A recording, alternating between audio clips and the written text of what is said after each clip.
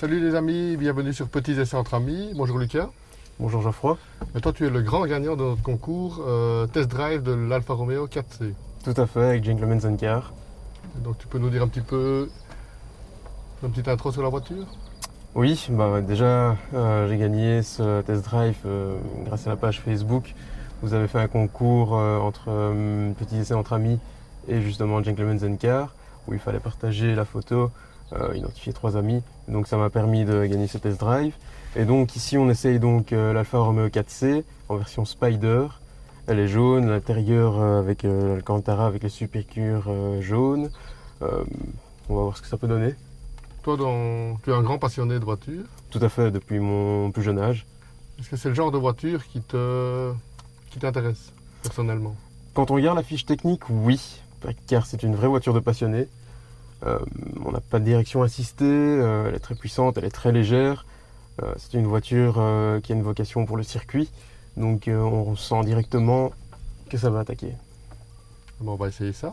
Tout d'abord, je voudrais remercier notre partenaire Gentleman's Car Tout à fait. pour le prêt de cette voiture et le concours qu'on a organisé ensemble. Vous verrez l'adresse du site qui va s'apparaître sur votre écran et donc on peut démarrer. Tout à fait, faisons ça.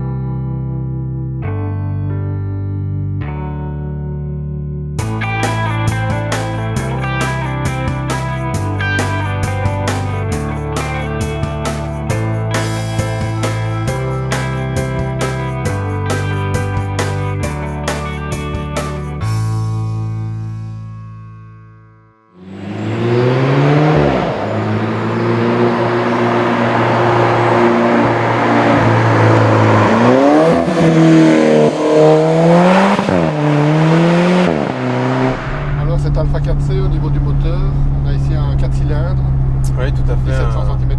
C'est ça, le fameux 1,7 litre, tout en aluminium, avec un bon turbo. Puissance de 240 chevaux, c'est ça. C'est bien ça. Notre particularité ici, c'est un moteur central.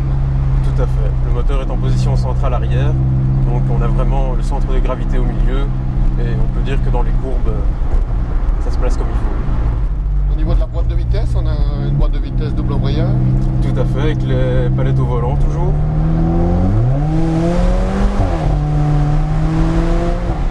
Qui est tout de même très réactive, on vient de le voir.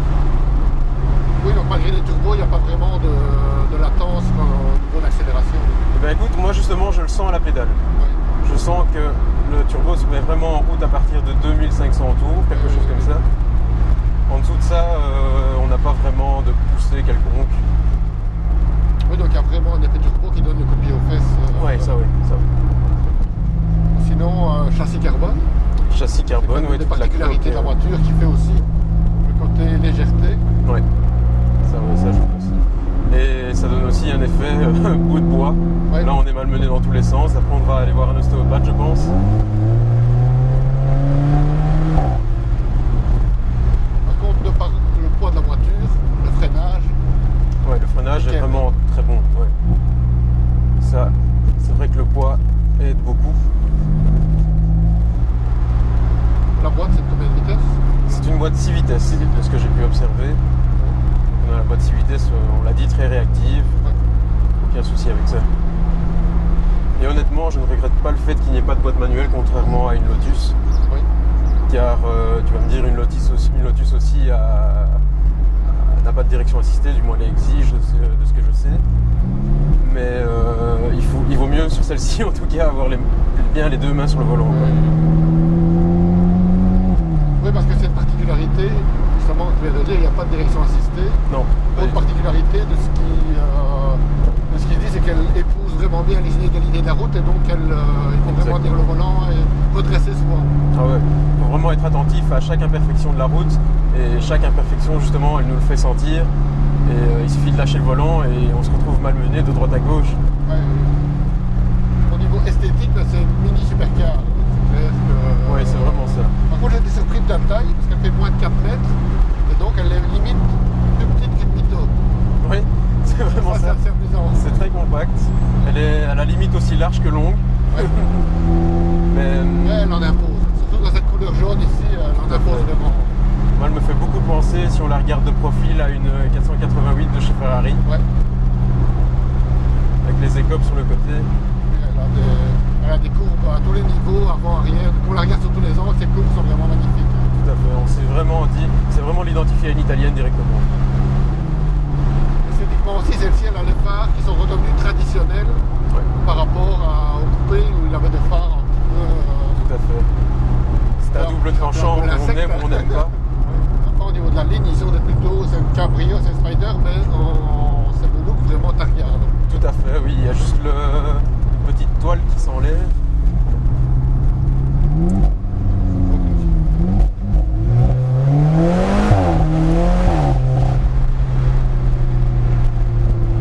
n'y a pas de manuel qui, d'après Alfa Romeo, se place, s'enlève en une minute.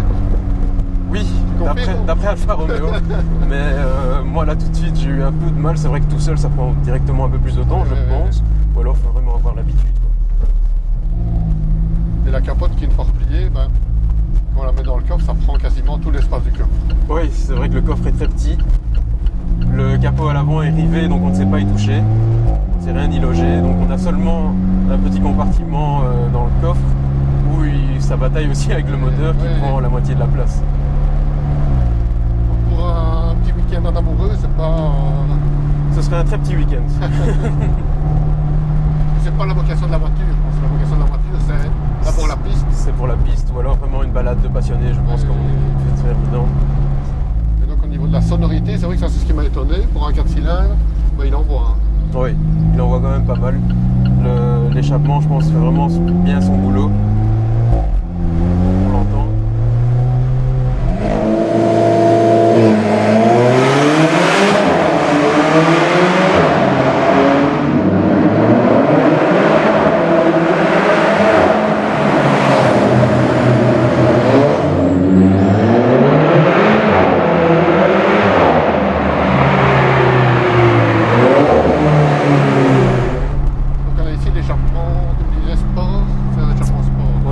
C'est une option au catalogue. Sans ça, on n'a simplement pas, je pense que ce sont pas le crépitement, mais simplement le bruit typiquement AMG, comme on entend sur les A45 au changement de rapport. Alors l'élément qui fâche, ou pas, c'est vraiment l'intérieur. On a un intérieur un petit peu d'une autre époque, on peut même le dire carrément. Tout à fait. Nous avons de très beaux sièges qui enveloppent quand même assez bien. On a entendu beaucoup de critiques, je suppose que toi aussi. Oui, tout à fait. Mais je trouve qu'ils englobent quand même assez bien. Ils font bien le boulot quoi. Si on a le Alcantara ici avec des surpiqûres jaunes. C'est vrai qu'on ressent un petit peu, personnellement je ressens un petit peu un manque de maintien vraiment latéral.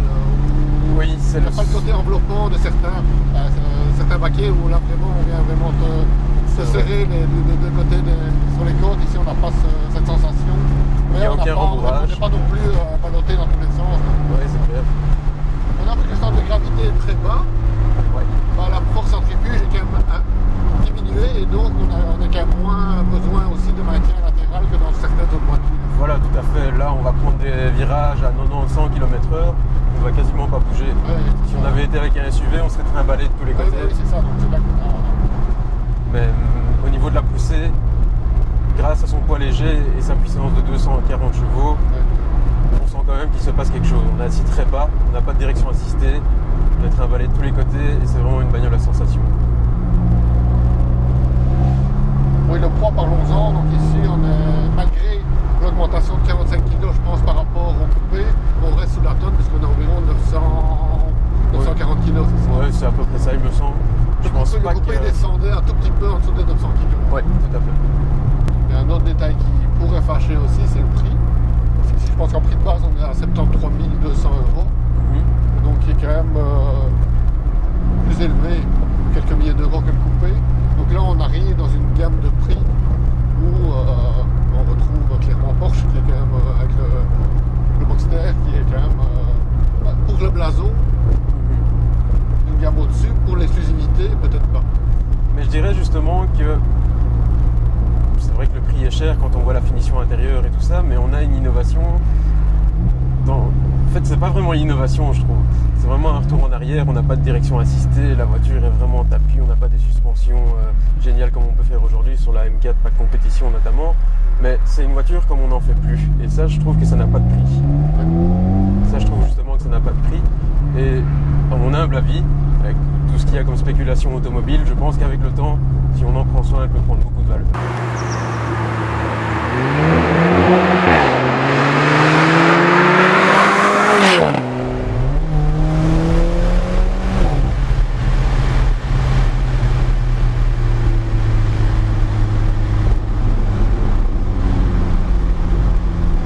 Les remorquages, qu'on a vraiment l'impression d'être posé assis sur le sol. Oui, c'est vraiment ça. Malgré ça, la position de conduite est vraiment bonne. Je me suis installé comme ça, Tout à fait. directement. La première fois que je me suis installé dans cette voiture, j'ai eu l'impression d'être posé dans une Formule 1. On a vraiment les jambes allongées. Oui, c'est ça. C'est quelque chose que j'aime beaucoup. Il n'y a pas besoin de 36 réglages. C'est vrai que Exactement. certains modèles, il y a 14 réglages, on ne trouve jamais sa position de conduite idéale. Donc, C'est vraiment ça. Ici, on s'installe, on est bien assis. C'est vrai aussi, ce qu'on disait tout à l'heure, les imperfections de la route. On les sent tout de suite. On les sent tout de suite. Autant sous les fesses qu'au volant.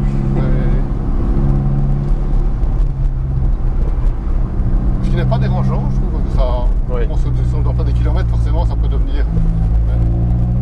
Mais ici, d'emblée, ça ne semble pas trop dérangeant. Parce que Non, du ça tout. contribue à la philosophie de la voiture. Tout à fait, justement, on ressent toute la route. C'est l'essence même de la conduite. Et ce sentiment de légèreté aussi. Oui. Sentiment de légèreté, justement, je trouve qu'on le ressent beaucoup plus au freinage qu'à l'accélération. Ouais. À l'accélération, je trouve que le turbo lui va bien. Oui. C'est vrai qu'on aura. On est puriste préférons, mais qu'on aura un moteur Atmo, il faudrait vraiment monter dans les tours pour commencer à voir. Ici, dès que tu appuies, tu es directement puissance d'accélération. Le pied aux fesses. Quelque chose aussi qu'on n'arrive pas à percevoir au micro, je pense, ça va être le bruit du turbo. Ouais. On entend quand même bien siffler. Oui, simplement, oui. On a limite l'impression à chaque passage de rapport, régression de rapport, qu'on a un petit dump valve.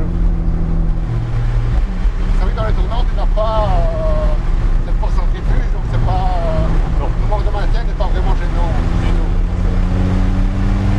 J'ai l'impression que l'utiliser quand tu es le volant. Voilà. On a les deux mains dessus, on reste accroché. Et regarde ici, on va passer à plus de 100 km/h comme rien. Oui, c'est impressionnant. C'est vraiment une sensation à part, je trouve.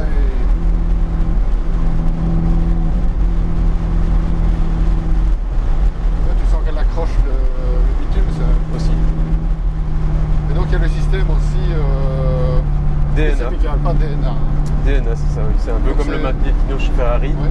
Donc on a le mode D pour dynamique. D pour dynamique, N pour neutre et A pour all weather. Donc quand il pleut, quand il neige, ça améliore la motricité. Ça diminue la puissance, mais ça améliore la motricité. Oui, parce qu'ici, on l'a pas dit, mais sans doute, on est en propulsion Tout à fait. totale. Il n'y a pas de version intégrale qui existe. Rien du tout. Et alors si on reste aussi appuyé sur le mode dynamique pendant, il me semble, 5 secondes, on active le mode race qui là déconnecte le SP. Mais c'était vraiment pour la piste, c'est vraiment réservé à la Ouais, piste. là, c'est- Quand on a pris l'auto en main, on se rend compte que c'est déjà bien assez joueur comme ça en dynamique. C'est vrai que certains disent c'est vraiment une voiture d'homme. Je pense que c'est le cas, en tout cas sans faire de machisme, mais je pense que c'est pas une voiture qui va plaire. Pour la ligne, pour le côté cabrio et autres sans doute, mais pour le côté conduite, je pense pas que c'est le genre de voiture qui va plaire aux femmes. Oui, tout à fait. C'est vraiment tape-cul, c'est à part. C'est Pas de direction plastique. assistée, pas. Non. donc, Ouais, ouais. Pour en sortir, il faut quand même faire un peu de gymnastique. parce que- Ouais, aussi. Donc si t'as une jupe, c'est pas le top. Non, c'est pas l'idéal non plus. même le pédalier est bien spécifique, tout en aluminium. Les pédales sont vraiment droites, donc si madame porte des talons, ce sera aussi compliqué de le manier. C'est vrai qu'esthétiquement, on pourrait dire voilà, c'est une voiture qui pourrait plaire aux femmes, comme la Mini Cabrio. Tout à fait. Mais une fois qu'on l'a prise en main, on se rend compte que non. Là, tu coupes le moteur. Et... Bip, c'est bien quoi? Oh, bêtise. Et ben voilà, nous voici à la fin de cet essai. Alors, Lucas, quelles sont tes impressions? Mais très impressionné de tous les essais que j'ai pu voir de la F4C qui est déjà sorti il y a un petit temps, il me semble 5 ans, si on ne compte pas le concept car. Oui. La Spider, je pense que ça fait 1 an et demi qu'elle existe. 1 an et demi en Spider, oui, tout à fait. Et très impressionné, on ressent vraiment l'effet de légèreté. Je ne sais pas si toi aussi tu l'as senti. Ben, moi je suis vraiment bluffé parce que c'est vraiment une voiture de course homologuée pour la route, hein, clairement. Tout à fait. Vraiment dans l'esprit des Lotus. Tout à fait. Ça s'apparente vraiment au Lotus à tous les niveaux, autant au niveau des défauts au dépouillement qu'au niveau des qualités. Ben, effectivement, légèreté tout d'abord, le côté moteur turbo qui est quand même assez puissant, le freinage très très puissant. Donc pour moi, c'est vraiment une voiture comme on n'en fait plus. On n'a pas de direction assistée, la voiture est dépouillée au maximum, on ne garde que l'essentiel, un moteur, des pédales, un volant, des roues, et on est parti. Bon, en tout cas, j'espère que cette vidéo vous a plu, donc n'hésitez pas à visiter la page de notre partenaire Gentlemen Cars et à liker la vidéo, la partager et surtout abonnez-vous. C'est important de s'abonner. Tu es abonné toi, Lucas? Tout à fait, de longue date. Abonnez-vous et n'oubliez pas de... ça c'est vrai que certains n'ont peut-être pas encore fait. À côté de s'abonner, il y a une petite cloche avec les notifications. Si vous cliquez dessus, vous pourrez avoir chaque fois qu'on publie une vidéo, toutes les infos en primeur. Salut à tous et à la prochaine. Salut Lucas. Merci Geoffroy, au revoir.